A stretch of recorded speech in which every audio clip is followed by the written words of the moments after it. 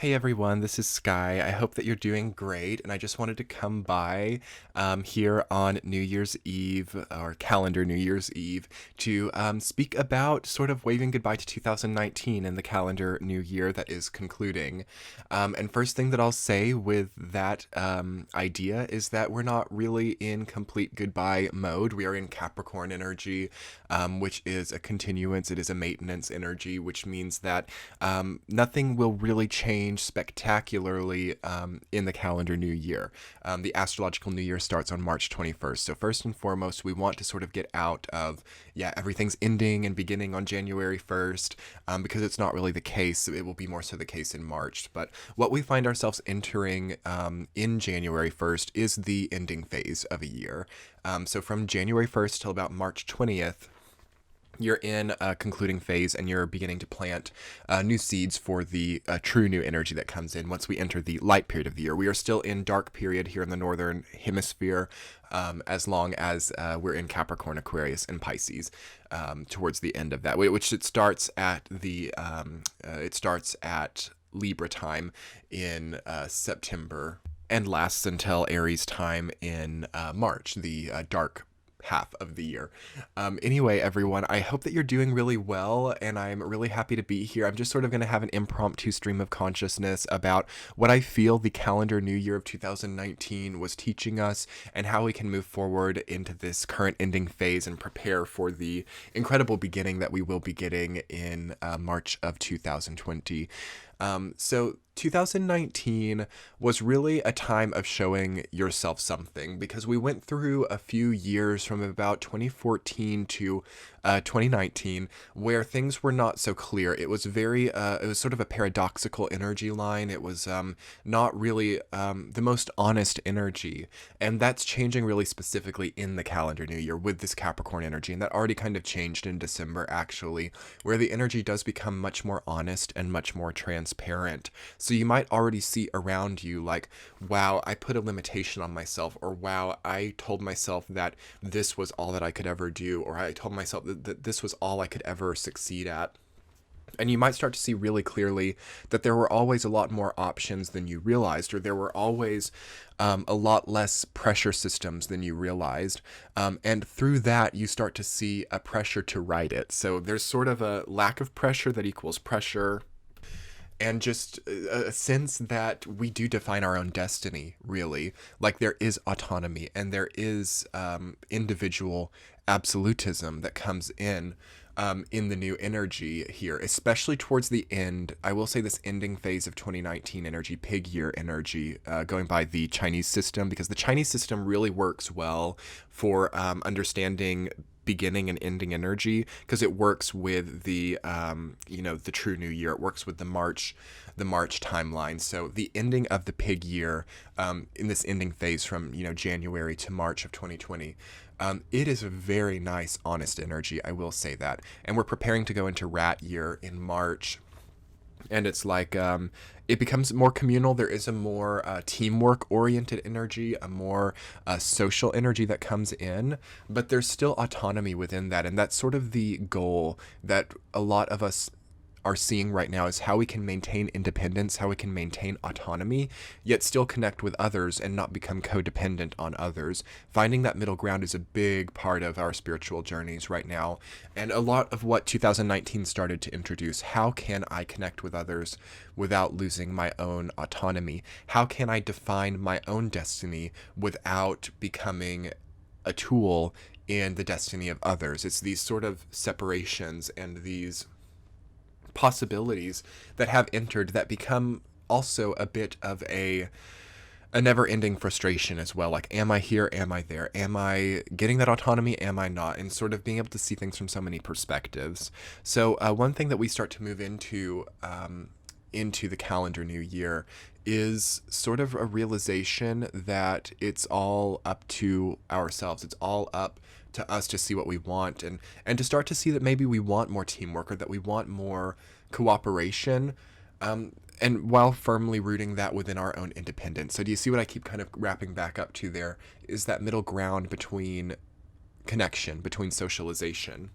Another aspect of 2019 was a degree of like a neurosis or a degree of perfectionism or OCD about your output in life, about what you're gaining, about what you're striving for, about what you want to, or about what you expect from other people. There might have been a lot of like pinpointing what other people should give or what you should give to your job or your relationship. And there might have been like a lot of parsing through, like, what has my experience told me about this person? Like a lot of hyper thought, hyper analysis on the actions of others, and while there are things that needed to be done, or while maybe while there was no food in your refrigerator, or while there was no heat in your house or something, or while you were actually very hungry and didn't realize it. That was one of the most negative energy lines that culminated in 2019, was the choice to become a bit neurotic about something, or the choice to become very pinpointing or expectational to other people while there were deficiencies within, or while there were like simultaneously as there was like a not a true kind effort toward the self. So expecting things from other people while not giving to oneself was a big thing that culminated in 2019, and that has to be really targeted in an honest way in the ending phase, so in the calendar new year. So we kind of have to target that and see like, okay, I've got to feed myself, or okay, I've got to stop giving my body this thing that's really bad for it. Like, to basically be very sleep deprived and be drinking coffee, yet thinking about what other people are doing wrong, is an unfortunate thing to see in humanity in such gigantic quantities. So this is a great way to start off the astrological new year in March well, is to think about the order that you do things in. So seeing that like, okay, my body needs sustenance, or okay, my body doesn't need this inside of it, and to do that first. And then on the other side of that, if things still feel wrong, like starting to pinpoint the things that are wrong outside of that. But what you might actually see is that the vibrational increase of working from the inside out, of working from within the body, it almost stops those weird things that you're really finding easy to pinpoint as problematic from happening. It's like attracts like, if your body is struggling, or if your gut is struggling, if your neurological system or endocrine system is struggling, it's not going to be a nice experience of life. People are not going to give to you. People are not going to connect well with you, because like attracts like, and you're going to attract people who also have these problems, even if they're working in more covert ways.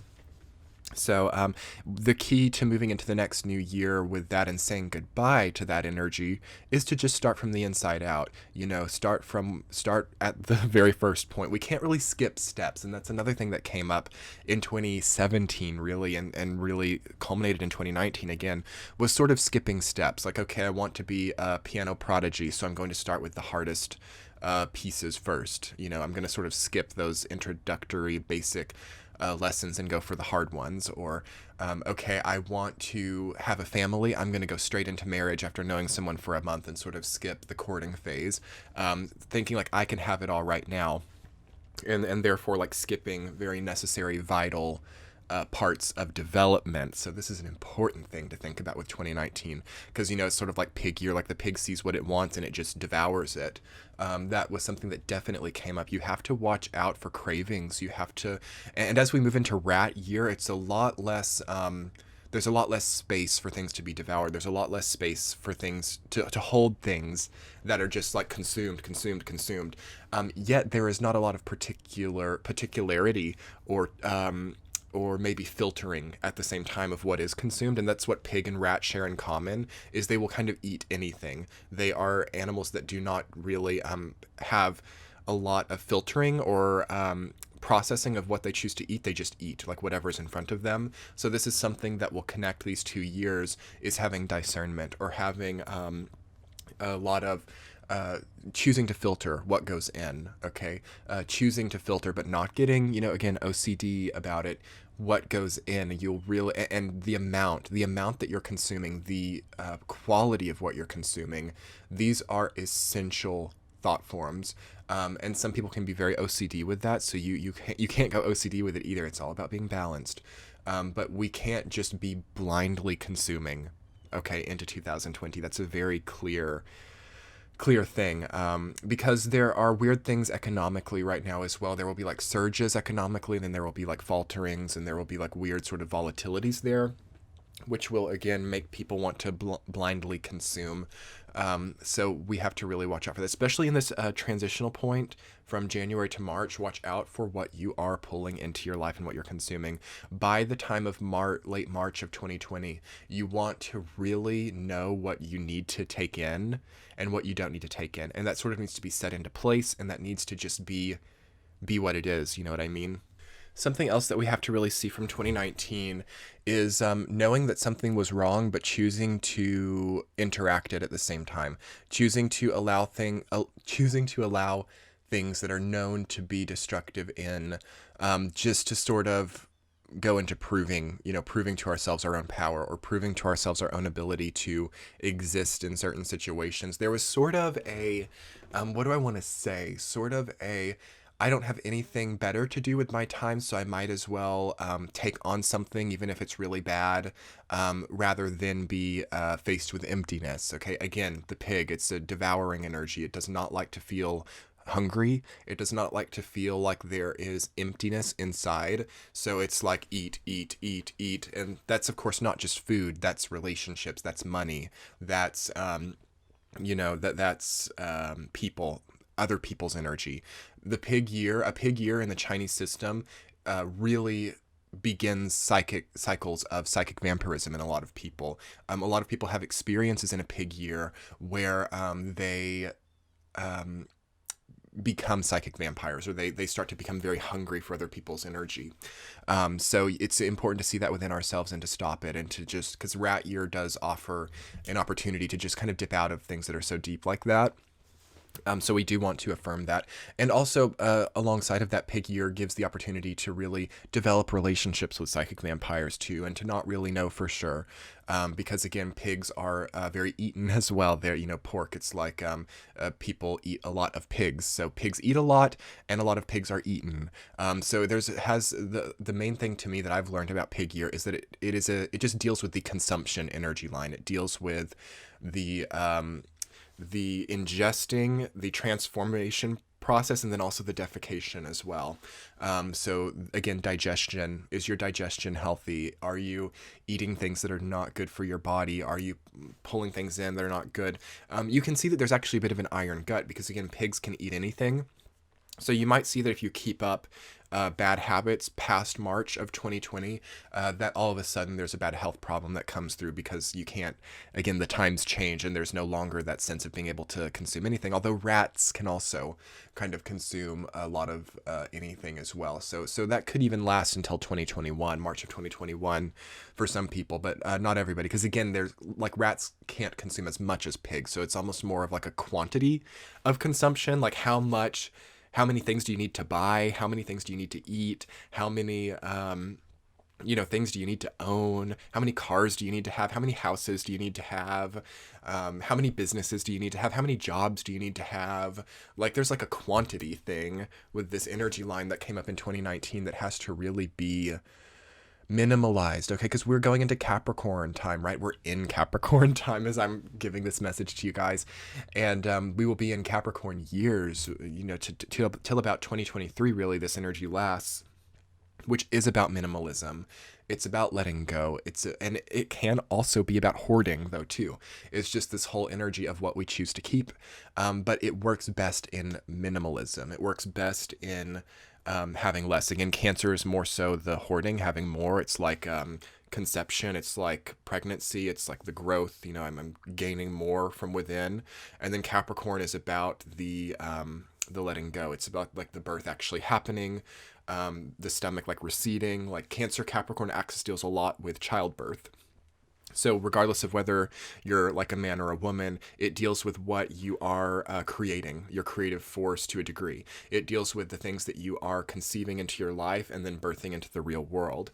So if we have way too much, like there's only so much that the human body can handle, we can't be like birthing 10 children at once, we can't necessarily be birthing 10 projects at once, or 10 different bank accounts, or 10 different companies, or 10 different houses at once. You know what I mean? It just, you can like die in childbirth if there's taking on too much, proverbially. So yeah, it is a little tough for entrepreneurs. Like for example, the entrepreneurial spirit of having so many different companies, or so many different investments, or so many different things. It can work if it's been established. If it's your status quo and you know the ropes, it can work. But you have to also have a focus plan. You have to have like one thing. Because I'm also an entrepreneur myself, so I'm sort of having a self-channeling with there. Obviously with like what I do here on YouTube, and I do like a lot of different things as well. So what I'm understanding is that people with entrepreneurial spirits, and this is not just business, this could be, the people who are like workaholics but still have a very rich family life. Can you have both? You can, but it has to be the status quo, and it has to be developed, and it can't really be on a whim. And there has to be a focus plan through it. Entrepreneurs, I think, or people with entrepreneurial spirits can be very successful as long as there is a focused linear plan through the middle of it all. As long as there's a developed end goal, it can work. But if there's just sort of a flexible, like riding by the seat of your pants, not really knowing, things can become more chaotic, but not necessarily unsuccessful. And that's a really key point, is we're not talking about lack of success here. We're not talking about like the businesses like not working, or being broke, or falling into poverty, or losing your family connections. We're really more so talking about, again, for people with entrepreneurial spirit, maybe even more success than you imagined in the numbers, but just a sense of emptiness within, or a sense of directionlessness. Okay, that's what we want to really avoid with the rat year, because the rat year really helps, again, in March of 2020, it really helps to help you navigate. Like, you get a good sort of navigation system, and you sort of have a better idea of direction, unless there are way too many moving parts. It kind of what I want to say, it glitches that navigation system. So there can sort of just be like, if you can imagine a rat just veering different directions, and seeming like very uncoordinated, that uncoordination is mainly the enemy here in this year. It's not bankruptcy. It's not, not having enough money or losing relationships. It's just uncoordination. Okay.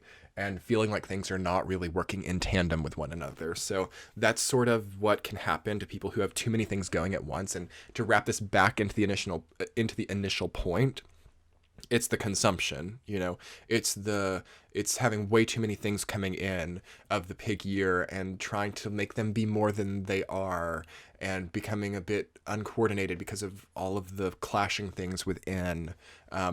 It sounds kind of bad, I know, when I'm like articulating it this way, but what can result with a bit of fine-tuned, healthy effort is just something really like mosaic and really beautiful. It's like a stained glass, like spirituality that sort of just shines really beautifully.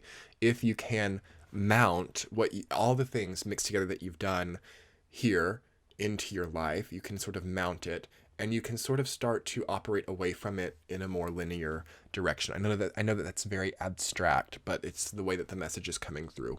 And as a final point, January and February of 2020, as I've talked about on my Patreon page, already quite a lot about. So if you guys want to check out my Patreon page, I would love that. And it's great too, because you can really get these messages like early and prepare, ahead for them.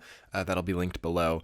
I talk about this a lot in the benevolence messages, but basically January and February has such an incredible healing energy when it comes to just the health of the physical body. So you can really use that last little bit of the 2019 year cycle to cry it out, to cry out the pain, to purge out the toxins, to release the old like karmic contracts or karmic burdens. It's a time like no other for that, really. And hopefully all of 2019 has actually been able to do that for you. That was one really big blessing of 2019 what do I want to say? Just the potent and abundant release that happens when you go on your gut, or when you follow your instinct, or when you even follow your instinct to a bad result or something. There's just a sense of like the energy finishing and sort of just coming away, kind of just releasing, like the moment that a headache just goes away.